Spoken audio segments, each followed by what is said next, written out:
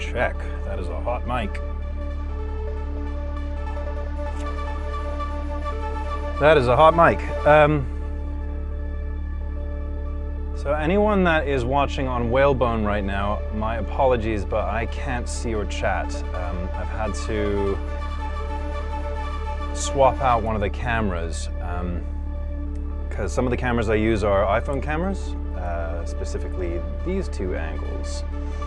And one of those cameras that I have previously been using has been an old iPhone 5 or something, and it's just not having it. It gets really, really hot when I use it as a camera in this setup.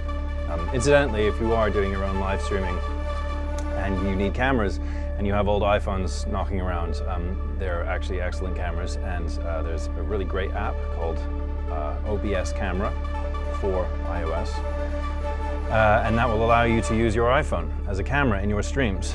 You can connect over USB to your computer and it shows up in OBS after a bit of setup. It's a little finicky, and you know, you can if you don't do things the right way, you'll lose the connection. It's not exactly the most stable app, but it does work.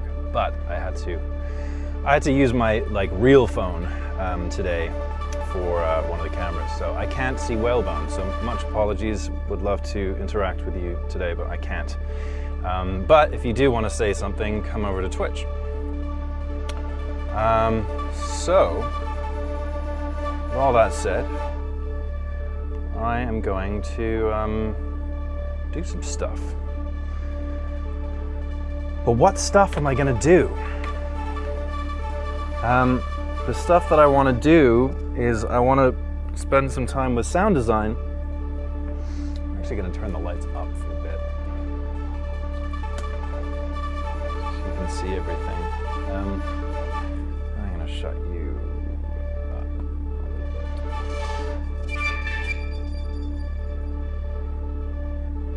little bit. Stay a little more quiet. Yeah, so you know, actually last night I was playing around with the Moog Voyager. I have these two absolutely beastly mono synths right next to each other, sort of new and old, or new and not that old, but definitely not modern anymore. The Moog Voyager is like a very, very tasty sounding instrument. And it has, you know, CV inputs that allow you to interface with other pieces of gear. So I haven't really done much of this before. Up until last night, I was kind of investigating a little more, but I can use the Matrix Brute because it has a sequencer and it has various CV outputs on the back, and I can kind of mess around with some deeper sound design possibilities on the Voyager. And I was doing that last night, and I was getting some very, very gnarly results. So I want to try and recreate some cool sound design doing that. And you know, I might hop over to another instrument, say the Nord lead, and try and dial in a new sound to play with today on that too. Usually when I do these jams, I'm kind of furiously bouncing around between the different synths and randomly loading up a preset. And I don't really know what I'm getting. I'm just like, well, I gotta put something in. So I load up a preset and I hit a key and I see what we get. And most of the time, whatever it is that I hit first, I try and do that again so that it doesn't sound like a complete mistake. So it's an effective strategy. Actually, it works really well. Yeah. So a lot of the time, I actually don't even know what I'm getting when I load a preset. I'm like, shit, let's see what we get, and hammer away. And you know, when you're actually in the middle of a gig scenario where it's loud and pumping and you can't really hear what you're doing vis-a-vis sound design, you can get totally lost, and you're like, why isn't this, I'm opening the filter right now, why am I not hearing it better? Where the hell is it? Well, that's because it's in a bandpass filter mode or something stupid. So yeah, anyway, I'm gonna do some sound design for a bit, and then I'm gonna play some music. And yeah, thanks for watching.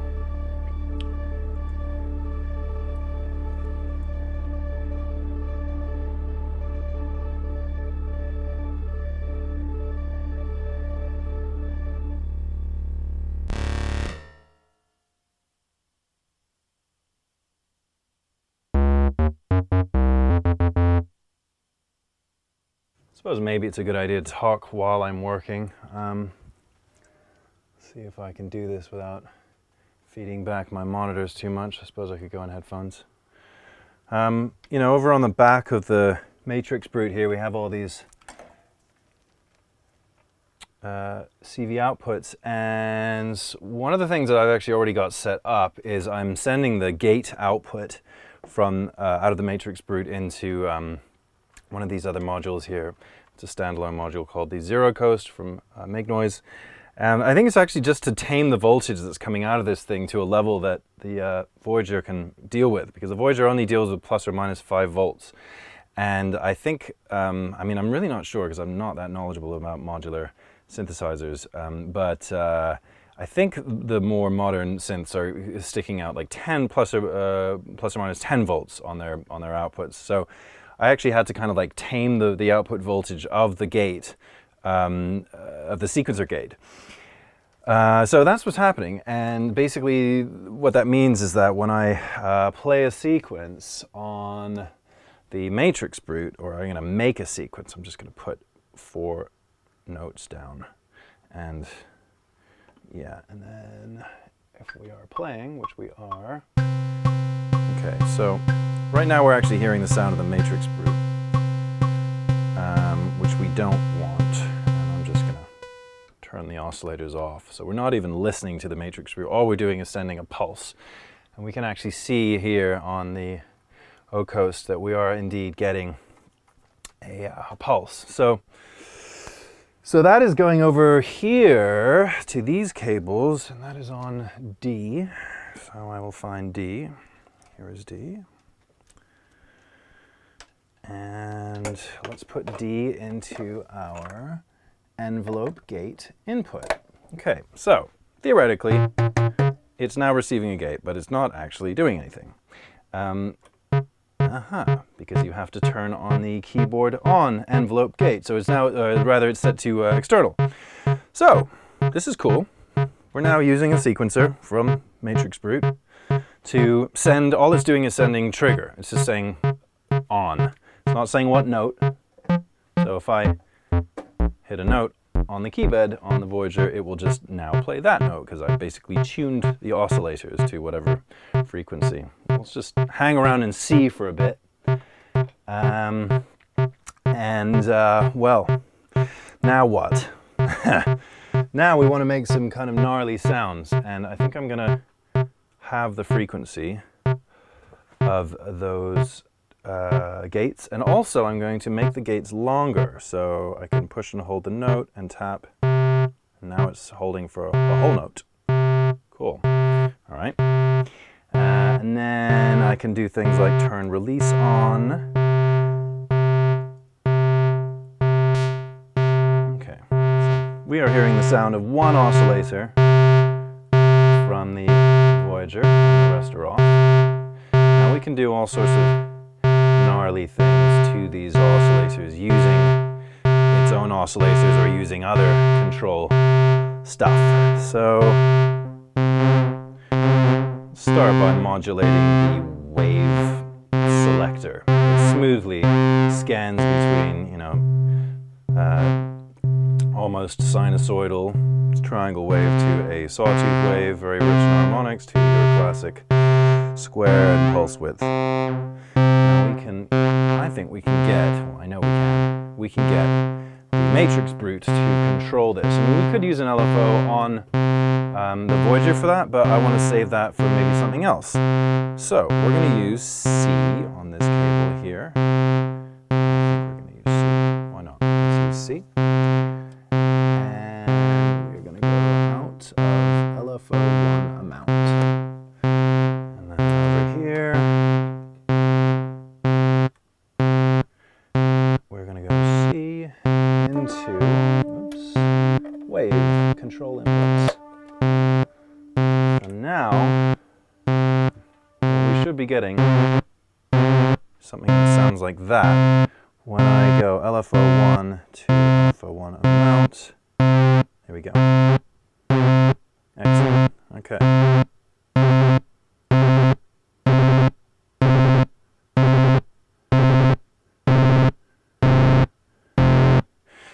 So this is where things can get kind of interesting, because you're basically like building harmonics.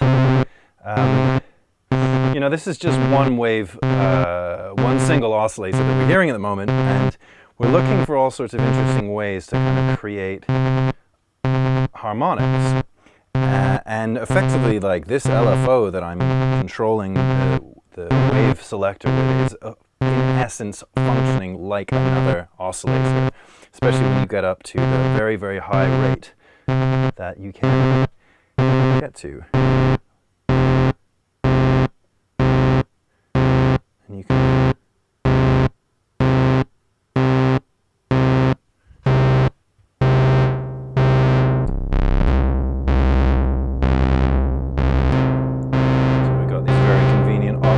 switchers here.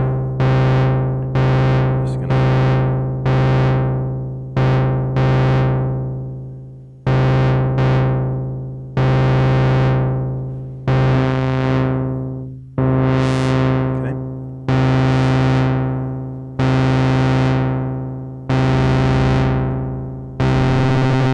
okay.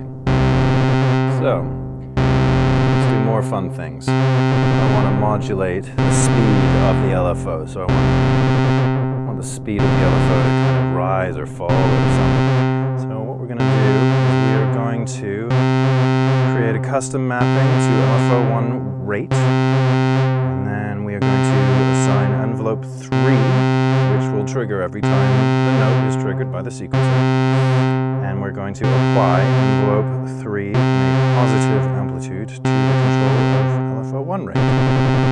So now the speed of it has changed. Now we can control the contour of the envelope.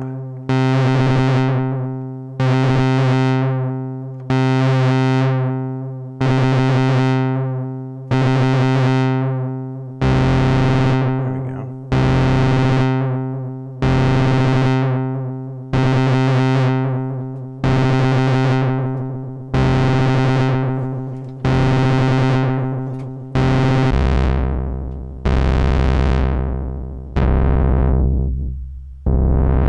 Right.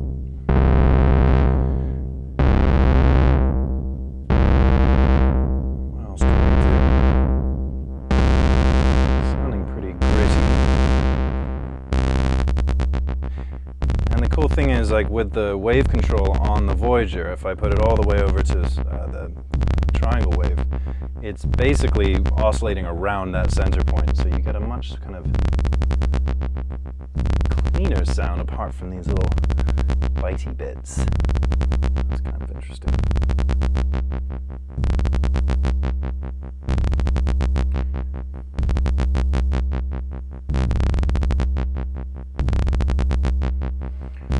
All right, I'm going to make this even longer.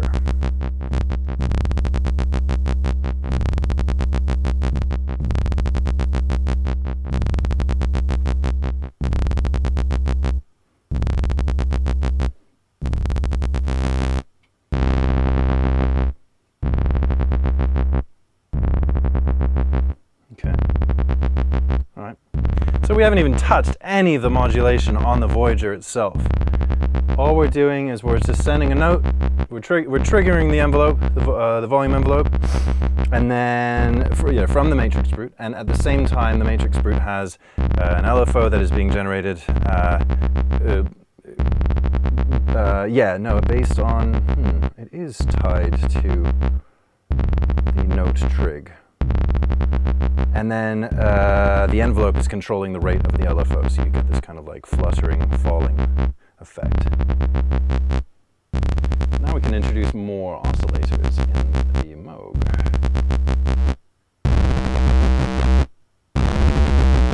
Now things are getting very, very angry.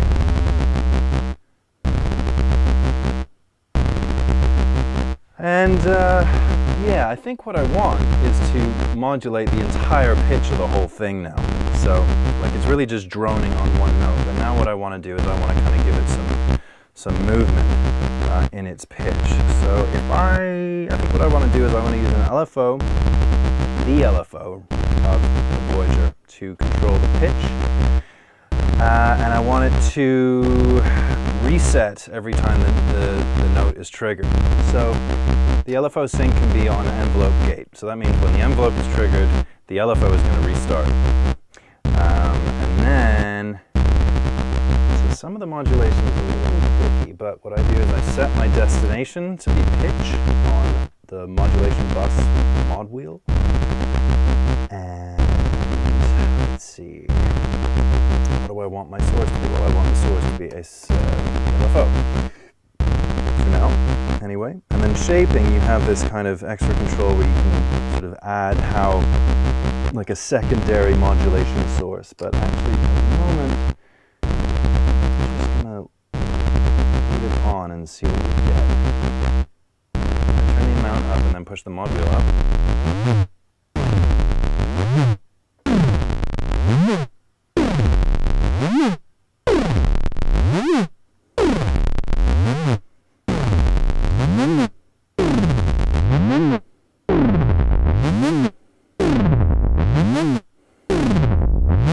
So yeah, a bit of filter movement too, that'd be nice. And we can just use an envelope for now, see what we get out of that.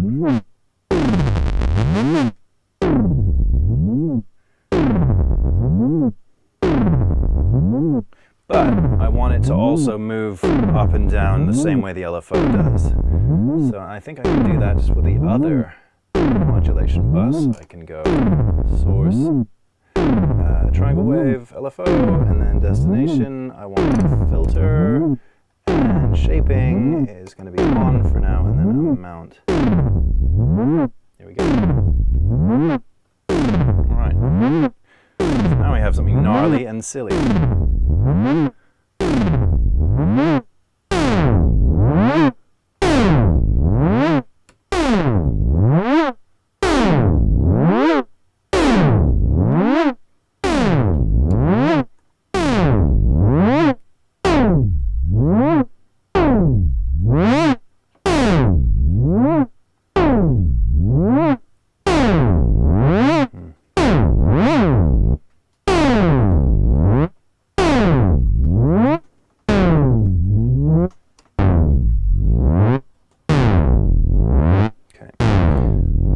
To sound boring.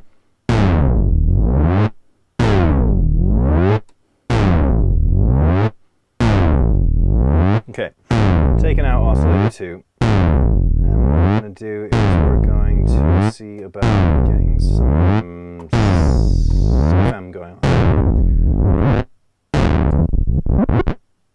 So this is probably not going to sound good. At a certain point in the sound design, you start getting to a point where you don't know what you're doing. You don't have the control. You're just sort of swimming around in a murky pool. What's going to happen? But you know, something interesting is going to come out of this.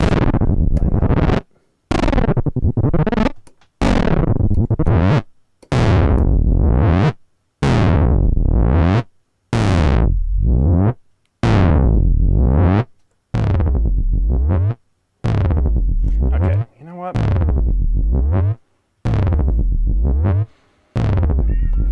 That. I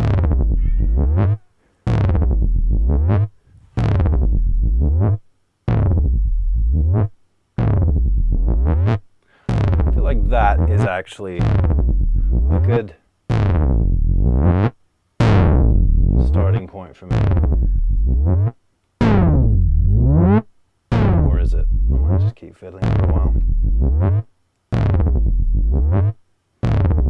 Just going to check in with my chat if there's anything going on. George. Hey George, I'd like to be a teacher of this stuff. And, you know, I've been wanting to do more tutorial videos. I used to do those.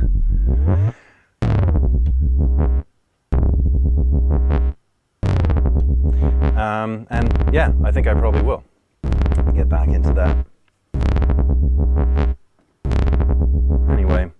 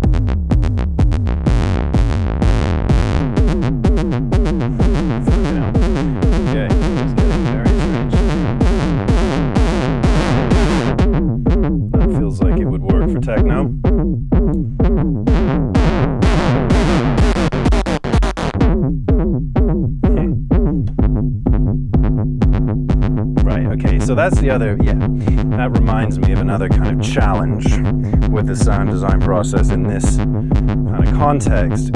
And that is like, you want to be able to add it, the kind of craziness, and you want to be able to take it away. And when you add it, you want the pitch to not be too different from what it is like when you take it away. Maybe you do, I don't know. But this is what it sounds like without the mod wheel. So with the mod wheel down, we're getting this. And this is basically, I mean, we're only hearing oscillator 1. It's just that we have the wave being modulated.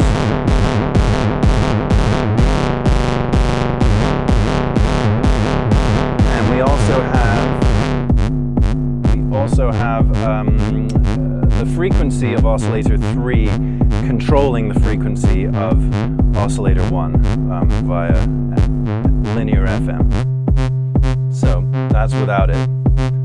So that's sounding a lot more quote-unquote normal. And now we get that, which is like mad. And then down the octave, well, that is pretty fucking... It's kind of nonsense at the moment. So what I'm going to do is I'm going to remove the modulation control on the LFO1 rate and instead synchronize it so we get an actual, right? So now things are happening in time. And now I can kind of dial in a groove. Cool thing about LFO1 on the Matrix Brute is that it has a phase control. So in a situation like this,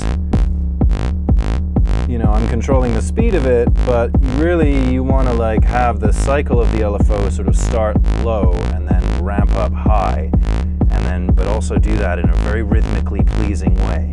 And like right now, this is almost what I would want, but it's not quite with the phase control. Nope, wrong way. There we go. So it's a bit late. Like that. There we go. So that grooves. That grooves so much harder than that.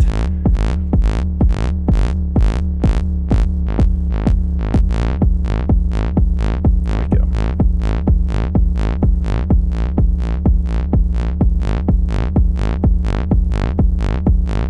All right.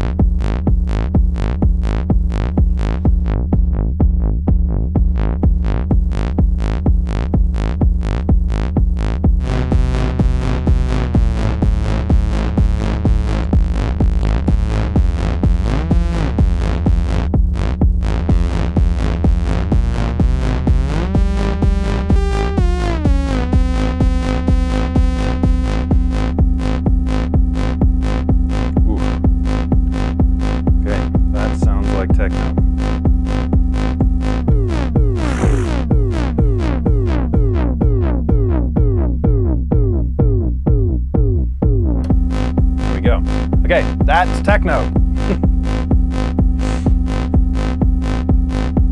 It's kind of really, really horrible. Okay, well that's what we're working with now on this sound. I'm going to stop the sound design on the Matrix Brute and Voyager for now, and we're going to get into some Nord lead because I think the Nord lead will complement this quite well. The question is, do I stop the sequence or not? I think I will. Okay, so we've got a kind of crazy sound on the Voyager, and I should be able to like open it up and make it even more crazy when we're jamming with it. So now we're going to go over to the Nord lead, and this is going to be our plinky plonky, plucky, melodic, kind of like, you know, pretty overtones to the scary underbelly of the techno weirdness. So this is just what happens to be. You know what? I'm going to be a fucking pro about it and go manual mode.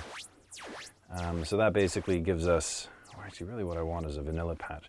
Manual mode has just given me a panel sound, so literally every dial on this thing is now actually what it sounds like. Because when you're dealing with digital synthesizers, you have presets, and that means that what the pots represent aren't necessarily what is actually happening, but when you're in this mode, it is. So I'm just gonna like normalize everything, and then we're gonna get into a bit of sound design over here on the old Nord lead. So I got this in 2012, I want to say, or 2013. It was on sale at Long & McQuade. And I got it new, and I got it for a very, very nice price. And I must say, I have no regrets, because there's something about this machine that it just looks and it sounds, the aesthetic of it, the aesthetic of the sound, as it were, is quite special. And it's very digital. And it's just clean.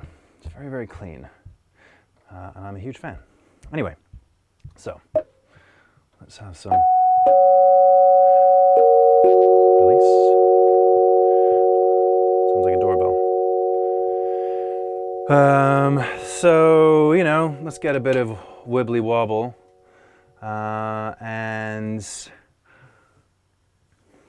yeah, oscillator 2, right? You know, the second oscillator in any synthesizer is always there as a potential modulator. So we're going to see what we can do about that.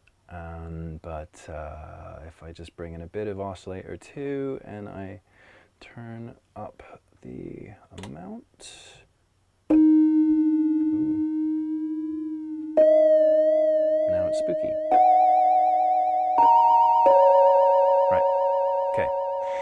So there's this thing that I want to be able to do with this machine. I know it's possible to do it, but I don't understand.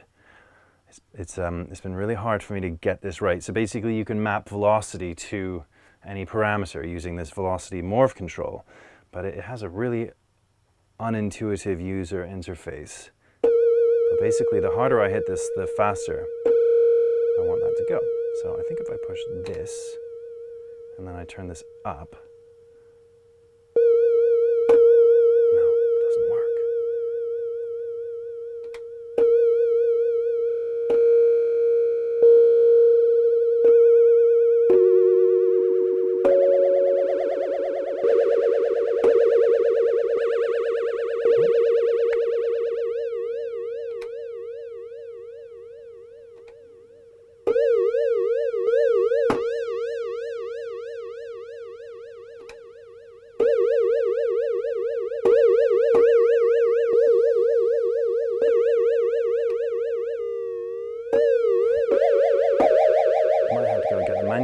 the manual out. I don't understand why I can never remember how to do this.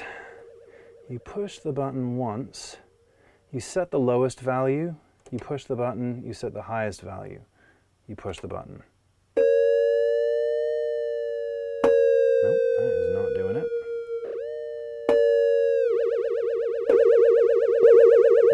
Doesn't matter how hard or soft I press it. Yeah, okay, never mind. I'm not going to waste your time with this anymore.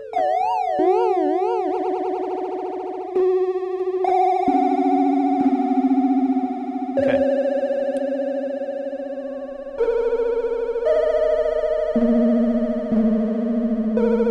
This is already sounding pretty good.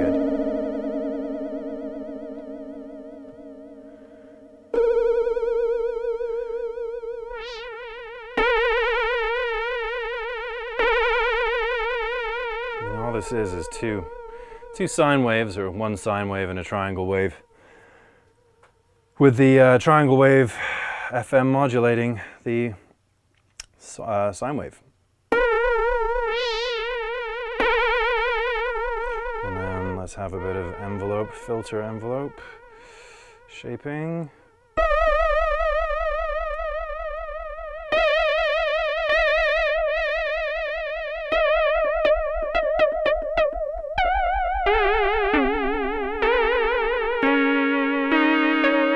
Cool, all right. Oh, I know why it wasn't working. Ha, cool. That's good to know. Yeah, I forgot about the mod wheel. The mod wheel on the Nord lead, has different modes, and it's currently in Morph mode, which is sort of what the velocity mapping is called. Because I didn't have the mod wheel up, it wasn't doing anything, because the mod wheel would need to be up. But I actually don't want to use the mod wheel for that. I want to use the mod wheel for LFO1 control, so that with no mod wheel you get that, and with mod wheel you get way too much. I guess you're just going to have to be careful. Yeah, because the amount... Yeah, it would be nice if they let me choose my range of control. I have to have my mod wheel quite far down. But now, I should be able to... Yes, that is working. Yep, okay. Now, when I hit the note really softly, it's quite hard to do. I need to narrow my range, but so let's go.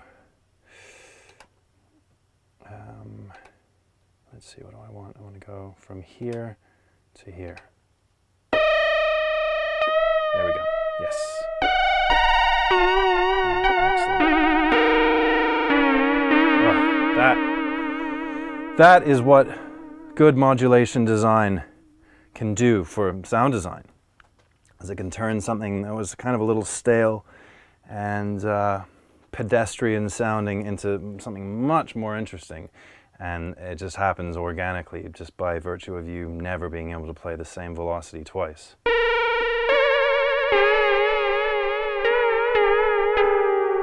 Ooh.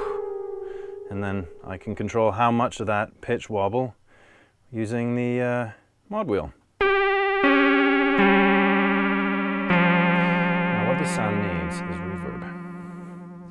And it needs an interesting reverb, and I happen to have one dialed up right now on the Eventide, what the fuck is this thing called again? Eclipse. Eventide Eclipse, which is a multi-effects processor. What I don't like about it is that you're basically loading up presets, and controlling it is not fun. It's menu diving, but it does sound very nice, and I know I have a nice sound already loaded up, so, or nice reverb.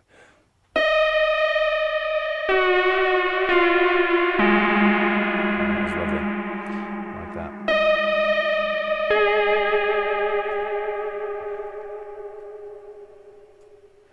Looks like Simon's on the chat with me. Hey, Simon. Glad you're enjoying it. Oh, that is a nice sound. I like that. Okay, so I'm going to save it. Let's go to 61. Just make sure that whatever's on this right now isn't really cool, but apparently nothing's on this, so even better. Oh, I like that sound. Very much. All right, I've been blathering for about 35 minutes. I'm gonna get myself a drink because my water doesn't seem to be in here. And then I'm gonna start playing some music. So, be back in 2 secs. Where the hell is my water bottle?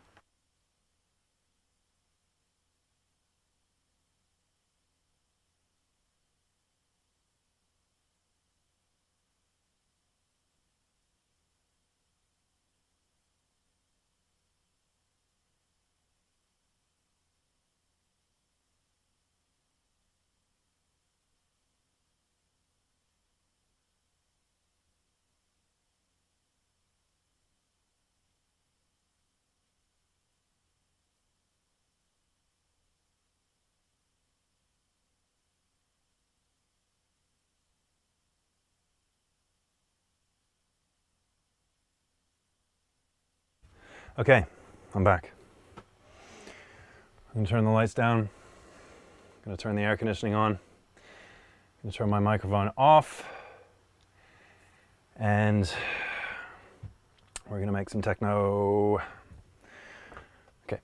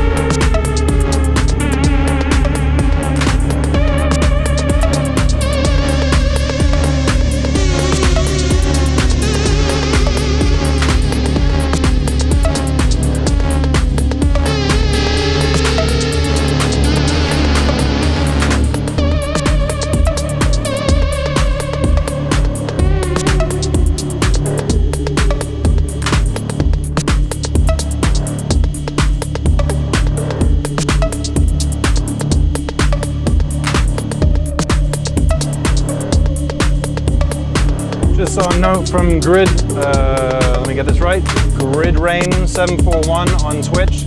Good to see some modular on Twitch. Please go and follow Colin Benders, C. Benders, for the world's greatest modular synth jamming. No exaggeration, he is the best. If you want to see more modular synth jamming, you gotta go check out Colin Benders.